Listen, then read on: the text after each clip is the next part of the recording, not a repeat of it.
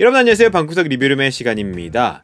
이번 세대 아이폰 사진, 동영상 촬영 면에서 굉장히 멋진 퀄리티의 결과물로 업그레이드가 됐다, 이렇게 많은 분들이 느끼고 계실 텐데요. 그래서 저도 줄곧 아이폰 XS 맥스로 찍은 영상들을 많이 보여드리고 있고, 사운드도 정말 좋다, 이렇게 많은 분들의 리플이 달렸죠. 그런데 XR의 경우에는 아이폰 XS보다 동영상이나 사진 성능이 떨어지는 거 아니야? 라고 아직 생각하시는 분들이 간혹 계시더라고요. 그런데 아이폰 XR도 아이폰 XS와 사실 이 망원단을 제외하면은 성능이 똑같습니다. 동영상에 입체적인 사운드 담는 것도 똑같아요. 그래서 제가 진짜 XR은 동영상 브이로그용으로 쓰면 정말 좋지 않을까, 이렇게 계속 생각을 하고 있었고, 지난 영상에서 그런 내용을 좀 다뤘었죠. 그래서 요번에는 스페셜하게 많은 여러분들이 궁금해하는 주제, 바로 XR의 인물사진에 대해서 한번 준비를 해봤습니다. XS는 분명히 렌즈가 두 개니까 듀얼 렌즈를 활용한 인물 모드가 된다는 건 아는데, XR은 하나밖에 없어서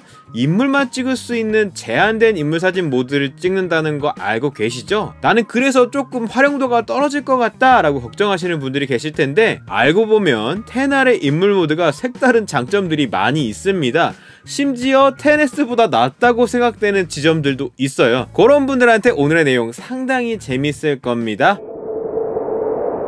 자, 제가 아이폰 XR로 찍은 전면 사진입니다. 좀 새침하게 찍어봤는데 XR과 XS 맥스 다 똑같아요. 그래서 편집 눌러갖고 요거 이렇게 보케 처리할 수 있는 거 다 똑같습니다.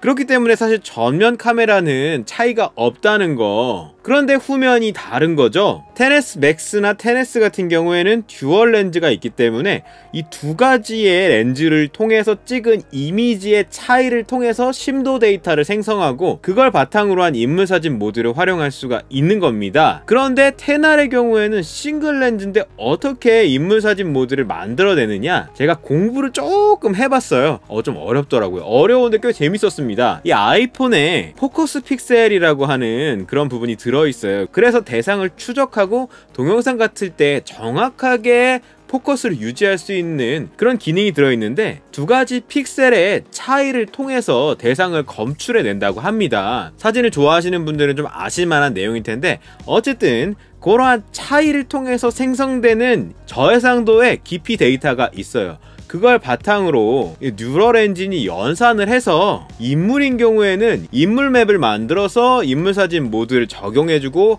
향상된 보케 이미지를 만들어주게 되는 겁니다. 추후에 이 부분이 좀 더 확장이 되면 다른 대상도 열어줄 가능성이 있다고 하는데, 어쨌거나 이런 복잡한 얘기는 제쳐두고, 그런데 서드파티 앱에서는 다른 대상도 찍을 수가 있다, 인물사진 모드를 찍을 수가 있다, 이런 얘기 들어보셨죠? 대표적으로 포커스라는 앱하고 할라이드라는 앱 두 가지가 일단 인물 외의 인물사진 모드를 아이폰 XR에서 가능하게 만들어줍니다. 그런데 저는 할라이드 쪽이 저랑 잘 맞더라고요.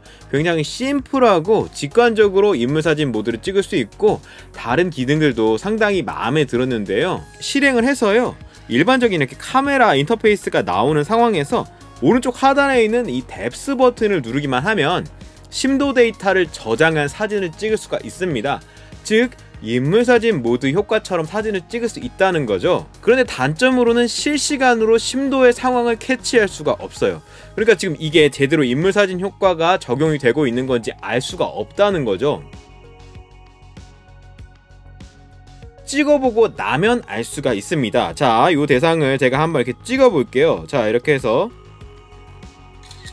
찍게 되면요, 하단부에 바로 미리 보기를 통해서 사진을 확인할 수가 있는데, 포트레이트라는 버튼이 활성화가 돼 있죠. 이게 인물사진 모드가 적용이 됐다라는 거를 이제 알 수가 있습니다. 그리고 그 옆에 이렇게 동글동글한 버튼이 있어요. 이게 바로 지금 현재 사진의 이 심도 맵을 확인할 수가 있는 기능입니다. 이걸 눌러보면 이런 식으로 대략적인 지금 심도 맵이 보이는데, 대상에 따라서 명확하게 심도가 두드러지는 경우도 있고 이렇게 약하게 차이가 나는 경우도 있습니다. 예를 들어서 이 사진 같은 경우에도요, 아이폰 XR에 지금 할라이드 앱을 통해서 찍은 인물사진 모드 사진입니다. 데이터를 보면은 이렇게 제대로 대상을 감지해서 지금 심도 맵이 만들어져 있습니다. 포트레이트를 꺼볼게요.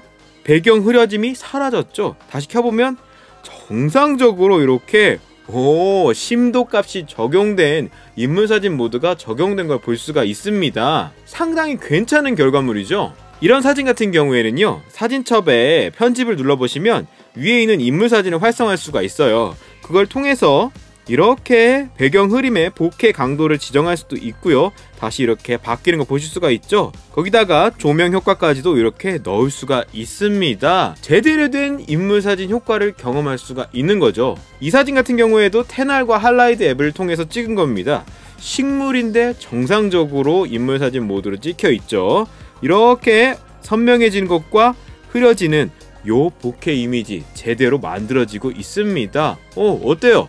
상당히 쓸만하죠. 자, 이렇게 아이폰을 찍은 사진도 요것도 지금 정상적으로 배경 흐림을 보실 수가 있습니다. 제가 이렇게 계속 찍어보니까 대상이 명확하게 구분되는 경우에는 그 대상을 인지해서 뒷배경을 정상적으로 잘 흐려줄 수가 있더라고요. 대상이 이렇게 확실하게 도드라지지 않는 경우에는 인물사진 효과는 약하게 적용되긴 하는데 bokeh 강도 지정 같은 그런 기능은 동작하지 않았습니다. 그렇지만 배경 흐림은 동작을 합니다. 자, 이렇게 한번 눌러볼게요. 분명히 저긴 배경이 선명한데 이렇게 흐려지죠? 효과가 들어갔습니다. 이게 상당히 재밌고 쓸만하더라고요. 왜냐? 기존의 아이폰 XS의 인물사진은 망원단의 이미지를 통해서 얻어진 결과물입니다. 조금 멀리 떨어져야만 그 대상 이미지를 얻을 수가 있었고, 망원 센서의 사진이기 때문에 광각단의 센서보다 사이즈가 작아요. 그래서 화질이 약간이나마 떨어집니다. 그런데 테날의 경우에는 광각단의 이미지를 머신러닝을 통해서 만들어내는 거기 때문에 화질이 더 좋습니다. 그리고 조금 더 가까이에서도 이런 효과를 얻을 수 있다는 그런 또 차이가 있었어요. 지금 예를 들어서 이런 이미지 같은 경우에도 약하게 bokeh가 적용이 됐는데 광각의 느낌이 나죠? 이런 이미지는 테날에서만 낼 수가 있습니다. 이런 것도 마찬가지예요.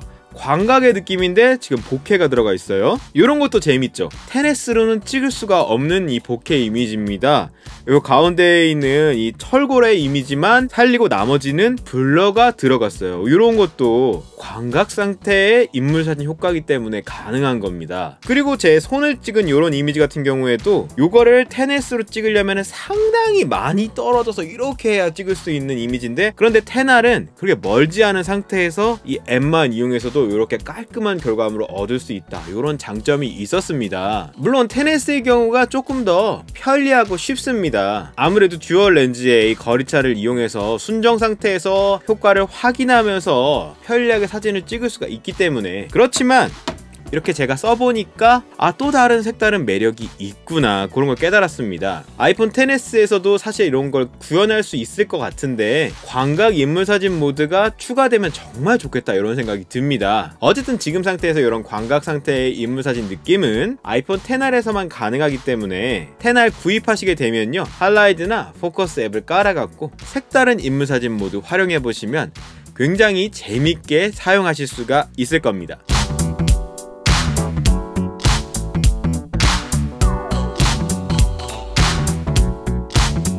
이상으로 오늘 영상 모두 마치겠습니다. 모두 안녕.